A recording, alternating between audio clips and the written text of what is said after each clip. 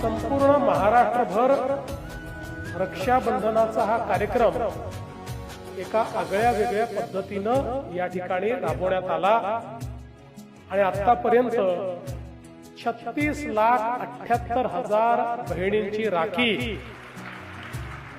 ही माझ्यापर्यंत पोचलेली आहे। राखी पोचली आहे, काहींनी पत्राद्वारे आपल्या भावना देखील पोचवलेल्या आहेत। त्या तमाम बहिणींची राखी आणि त्यांचं प्रेम हे या ठिकाणी मी स्वीकारतो आणि जन्मभर या प्रेमातच मला राहायचं आहे। मला या प्रेमाचं उतराई कधीच व्हायचं नाही हे देखील त्यांच्यापर्यंत पोहोचवायचा प्रयत्न करतो।